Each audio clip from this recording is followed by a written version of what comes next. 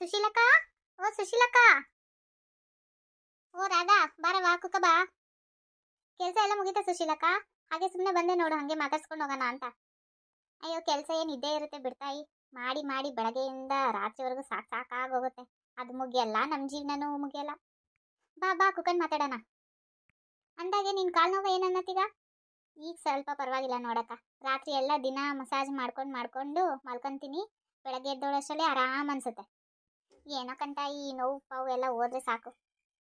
ಅಂದಾಗೆ ಸುಶೀಲಕ್ಕ, ನಿಮ್ಗೆ ಗೃಹಲಕ್ಷ್ಮಿ ಯೋಜನೆದು ದುಡ್ಡು ಬಂತಾ?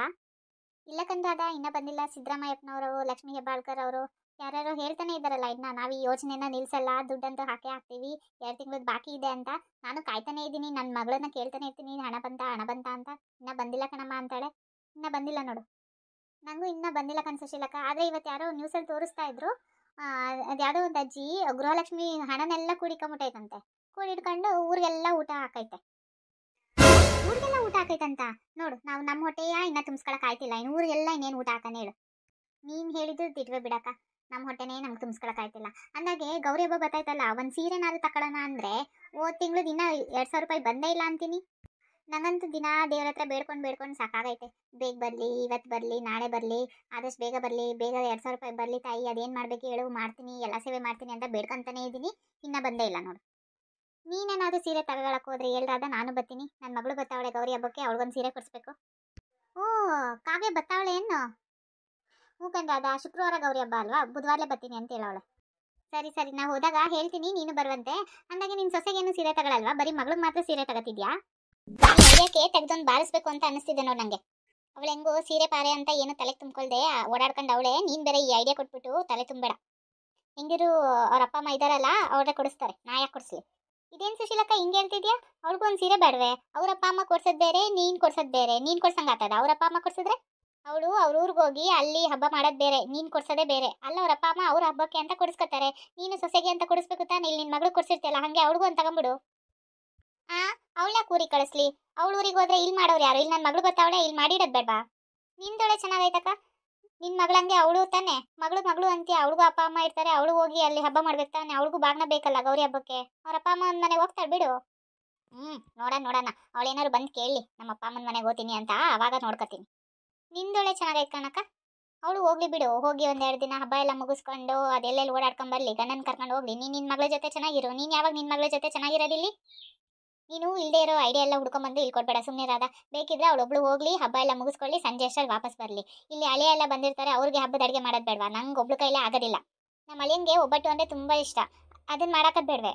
ಅಲ್ಲ, ನಿನ್ನ ಮಗಳ ಜೊತೆ ನೀನು ಅಳಿಯ ಬರೋಕ್ಕೂ ಹಿಂಗೆ ಅಂದರೆ ನೀನೇನು ಮಾಡ್ತೀಯಾ? ನಿನ್ನ ಮಗಳು ಒಬ್ಳೆ ಬಂದರೆ ಅವಾಗೇನು ಮಾಡ್ತೀಯ ನೀನು? ಅದೆಂಗೆ ಅವಳೊಬ್ಳು ಬಂದ್ಬಿಡ್ತಾಳೆ? ಅವಳು ಎಲ್ಲೋದ್ರೂ ಗಂಡನ ಜೊತೆಲೇ ಕರ್ಕೊಂಡು ಹೋಗ್ತಾಳೆ, ಗೊತ್ತಾ? ನೋಡು ಸುಶೀಲಕ್ಕ, ನಿನ್ನ ಮಗಳು ಮಾತ್ರ ಎಲ್ಲಿ ಹೋಗ್ತಾಳೋ ಅಲ್ಲಿ ಗಂಡನ ಜೊತೆಲೇ ಕರ್ಕೊಂಡು ಹೋಗ್ತಾಳೆ ಅಂತ ಹೇಳ್ತೀಯ. ನಿನ್ನ ಸೊಸೆನೂ ಹಾಗೆ ಗಂಡನ ಜೊತೆಲಿ ಕರ್ಕೊಂಡವ್ರೆ, ಏನು ತಪ್ಪು? ಯಾಕೆ ಮಗಂಗೊಂದು ನ್ಯಾಯ, ಸೊಸೆಗೊಂದು ನ್ಯಾಯ, ಮಗಳಿಗೊಂದು ನ್ಯಾಯನಾ? ನೀನು ಹೇಳ್ತಿರೋದು ದಿಟ್ವೆ ಅಂತ ಈಗ ಅರ್ಥ ಆಗ್ತಾ ಐತೆ ನೋಡು. ನೀನು ಈ ವಿಷಯನ ಹೇಳಿ ಒಳ್ಳೇದೇ ಮಾಡಿದೆ.